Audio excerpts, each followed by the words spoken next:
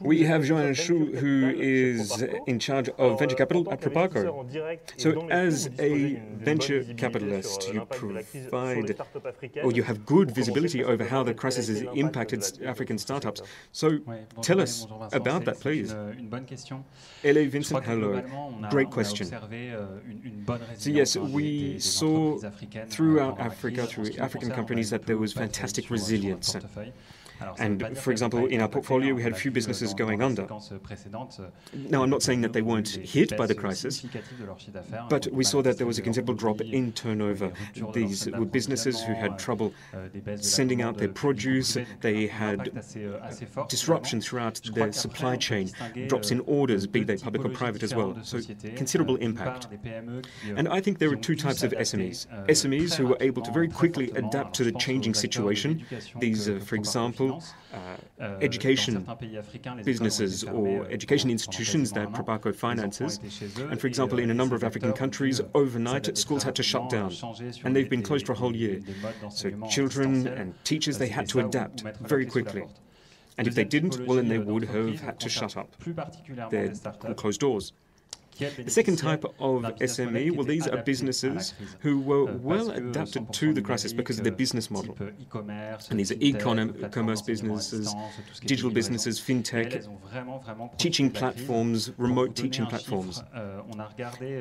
And they really benefited from the crisis. And when you look at our portfolio and you look at the portfolio of those businesses that our partners invest in, those businesses that already had the specific type of well-adapted business model, they're about at 20 odd or so, they doubled turnover in 2020.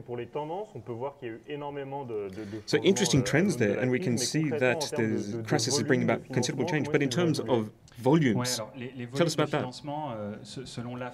Well, according to AFCAC, which is the key observer in Africa, they observed a 13% drop in 2020 in terms of funding volumes.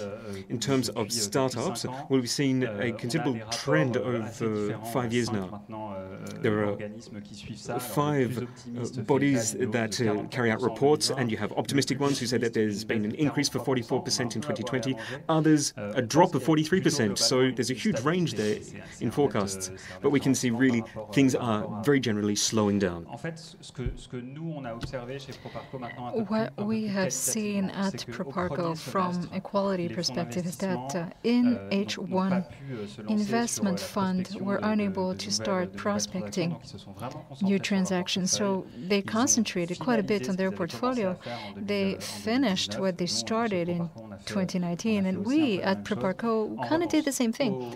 However, in H2, things kicked back up, and investment funds started prospecting again. Let me give you a couple of figures. In 2020, we had a sample of about 35 active funds. 35 funds active only in Africa that invested in 2019 and 2020. So 35 funds in 2020 who invested nearly 400 million euros on the continent. So down 5% relative to their investments in 2019. So yes, the crisis has had a significant impact. However, this did not radically disrupted the investment market, which fared rather well. So much for the global market, but as you just said, the crisis had a strong impact nonetheless. Tell us about you. What about Proparco? How did you embrace this transformation? Well, we did what most other people did. We tried to support our customers as best we could. And we discussed this in the previous sequence. I do believe we have made significant efforts on the financial front. We believe it was so important that we support this sector of the economy, so we worked quite a bit with our banking partners to provide them with short-term loans. My colleague Xavier told you about the Choose Africa Resilience Program, which is very important to us. And as far as our corporate customers are, we have allowed them to delay repayment of their loans. And on the investment side, more specifically startup investments, we have set up a facility called Bridge by Digital Africa. And the goal of this facility is to support between 10 and 15 startup companies that have been affected by the COVID crisis. And these startup companies saw delays in their fundraising efforts, and what we do is provide them with emergency funding to help them tide themselves over until the next round. Now, what's interesting is that we have adapted. We have set up special, much simpler decision-making processes so as to make it easier for entrepreneurs. They have other things to worry about in times of crisis, and also the legal documents have been streamlined. So this is one of the ways in which we've adapted to the crisis. Roll video. Let's take a few examples, and let's meet with some of the African companies and partners that have received support. Let's go to Cameroon and let's meet with Eric Pignot from Enco Education. Eric, are you there? Yes, I am. Amazing. We can hear you loud and clear. Thank you for being with us. Now, for those of you listening and watching, Enco Education is a group of international African schools that prepare students for entry into the best universities around the world. Eric, what about the digital transformation? Did it make total sense to you? Thank you so much for this question. It is true that the education system has been severely affected by the crisis, and not just in Africa, in Asia, and across the world. In just 3 weeks, if you remember, so many schools around the world had to shut down physically, which means that overnight we had to switch from in-person education to online learning, which was radically innovative, and we had to manage that in our country. Can you imagine the challenge? At the end of the day, this has been an incredibly enriching experience for our students and our teams, and there were several things that were helpful. Number one, our culture, the culture of our schools and our group. Innovation is one of our key values, and our teachers were already used to using digital tools such as Google Classroom, Zoom. As a result, they were able to adapt very quickly. Now, the second aspect is that we saw this coming. We stayed ahead of the curve. Europe was gradually shutting down its schools, and we thought it was only a matter of time until Africa had to do the same. And so, in just a few days, we were able to review the planning and the educational approaches. As you can well understand, classroom schedules can't just be duplicated from in-person training to digital. So we had to review everything. So in just a few days, we transitioned toward digital. And the third aspect, the third thing that was very helpful was the support we received, the amazing support we received from parents. They were real partners in a climate that was anxiety-prone. And I think that it helped them to know that the school was doing its best to continue educating their children. That was a source of comfort for them. And also it was an opportunity to solve logistics problems, such as the cost of data. Connection quality is excellent in most of our countries, but 4G data is still very expensive, and because of blackouts, sometimes students can't connect because the battery on their phone or computers died. So we've been able to continue to work, pursue our mission. We've been able to continue to bill our customers, cut our losses, continue to pay wages, and bear our costs. And in terms of the children, I think it's been an amazing experience as well. Their dexterity from a technology perspective has increased so much. They're much more autonomous now. So yeah, the entire curriculum may not have been covered 100%, but that's not really a problem. Thank you very much for this testimonial. Yes, the education sector has suffered quite a bit from the pandemic. Yes, it's true. A world without schools. French parents can't really afford to complain, can they? Are here live with Gregory Roxon. You are the founder of M-Pharma, a startup that operates in the health sector, and that was supported by the fund Novastar 2, in which Proparco invested in 2019. Can you tell us, Gregory, how the crisis has been a big booster for your development? Yeah, thank you for having me. When the pandemic began, one of the biggest challenges that the continent faced and the countries that we operate in was on the issue of testing. Testing capacity in public laboratories was severely constrained, which meant that lab results were coming back in 2 weeks, which at that point in time was meaningless to address the pandemic.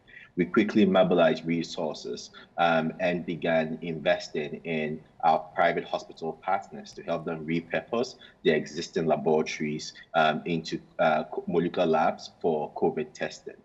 And I'm proud to say that in 3 months after we started that effort, over 60% of all COVID testing that was being done in Ghana was going through the private sector.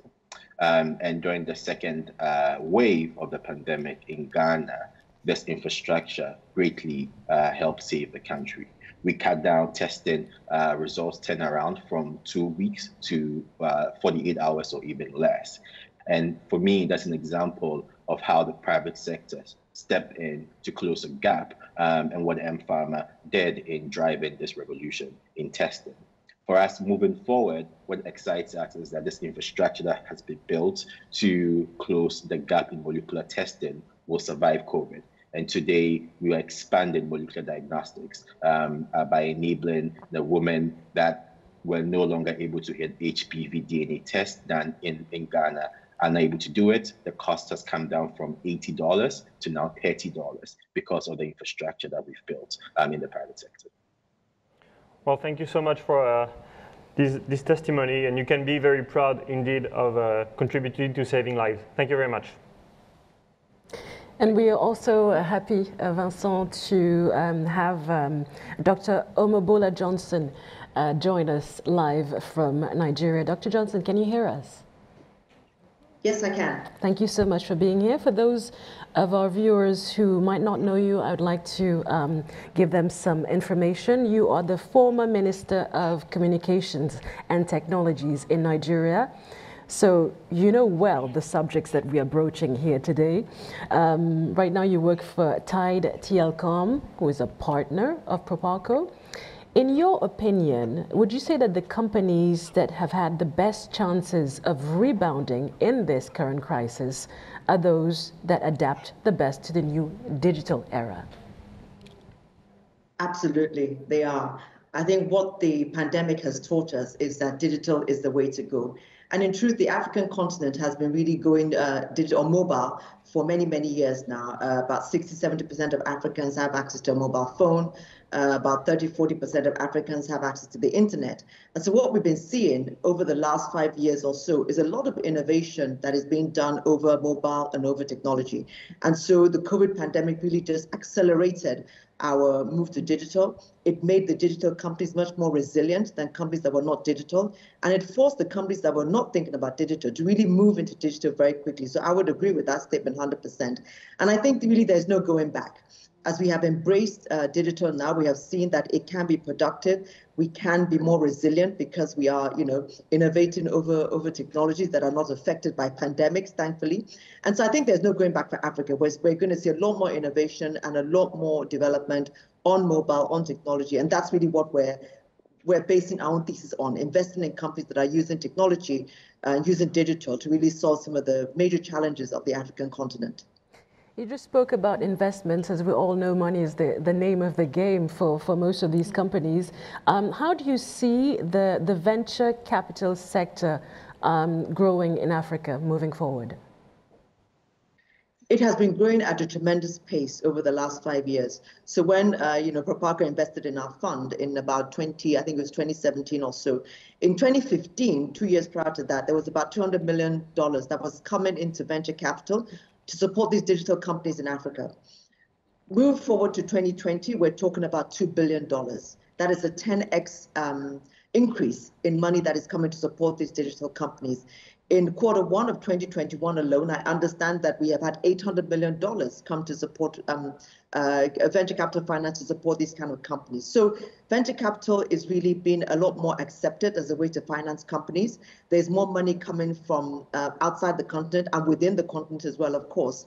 But I think it's accelerating very fast. And we're seeing companies that are really solving some really big challenges around payments, agriculture, education, almost any sector that you can think of, and they're being financed by venture capital providers.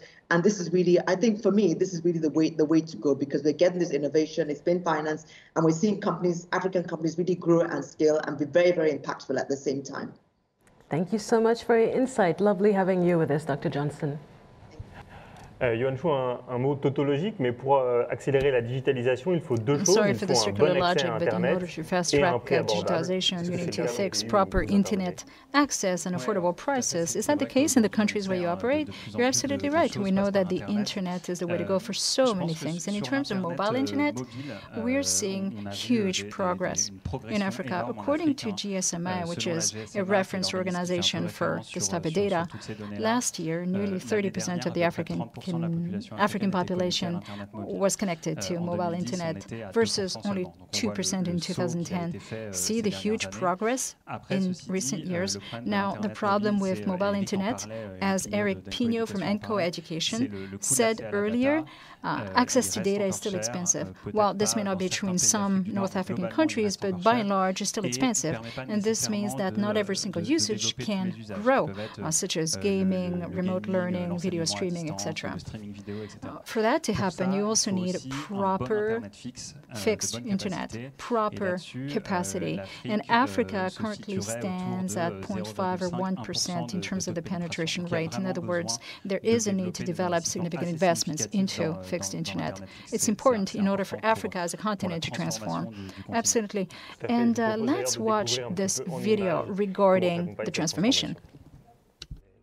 ISP that they were using back then had trouble with reliability, and the service they were getting from them was actually not up to standard. So since POA came in, we were able to improve the efficiency of how they operate the company because we offer them affordable and reliable internet. This helped them actually improve the efficiency of how they operate as a health institution. Bien, merci à toutes et tous pour avoir parfaitement illustré Thank ce qu'on you, voulait dire one and all, for doing such a great job of exemplifying what we meant to say about the digital transformation. Avant de clôturer, je fais un tour sur Constant adjustments are necessary to cope with the changes, and we need to weather the storm. Let's check out the program's live feed. There's a question for you, Johan. How are you going to continue supporting African startups despite the crisis, and how do people benefit from your investments? Well, we started. We're not going to stop here. Since 2018, we've invested nearly 40 million euros into startup companies on the African continent, either directly through shareholdings or via investments into venture capital funds, such as Tide or Omobola Johnson's fund.